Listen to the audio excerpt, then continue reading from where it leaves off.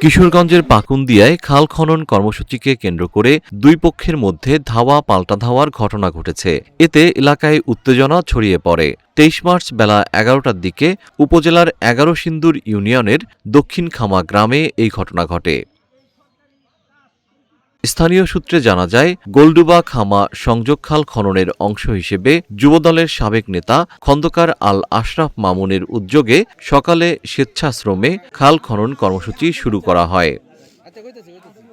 অভিযোগ রয়েছে, খনন কাজ চলাকালে ইউনিয়ন বিএনপির একটি পক্ষ দেশীয় অস্ত্র নিয়ে ঘটনাস্থলে এসে কাজে বাধা দেয়। এ সময় দুই পক্ষের মধ্যে উত্তেজনা সৃষ্টি হয়ে ধাওয়া পাল্টা ধাওয়ার ঘটনা ঘটে। এতে কয়েকজন আহত হয়েছেন বলে স্থানীয়রা জানিয়েছেন। খবর পেয়ে পাকুন্দিয়া উপজেলা নির্বাহী কর্মকর্তা ও থানার ভারপ্রাপ্ত কর্মকর্তা ঘটনাস্থল পরিদর্শন করেন। তারা জানান, বর্তমানে পরিস্থিতি নিয়ন্ত্রণে রয়েছে এবং খাল খনন কর্মসূচি চলমান আছে।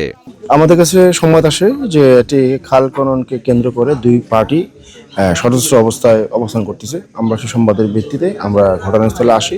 ঘটনাস্থলে এসে দেখি যে মোটামুটি শান্তিপ্রিয়ভাবে ওনারা স্বেচ্ছাশ্রম দিয়ে একটা গ্রুপ নিজেরা স্বেচ্ছাশ্রম দিয়ে খালটা পরিষ্কার করতেছেন। স্বেচ্ছাসেবী কিছু লোক খাল পরিষ্কার করতেছিল, আর এক পক্ষ এসে এখানে বাধা দিয়েছে। খাল পরিষ্কারকরণে বাধা দেওয়ার আসলে সুযোগ নেই।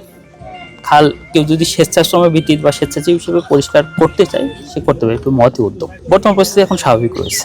আমাদের আইন শৃঙ্খলা বাহিনী চলে আসছে, ওসি সাহেব আছে, আমি আছি, পুলিশ ফোর্স আছে, এখন সব স্বাভাবিক আছে।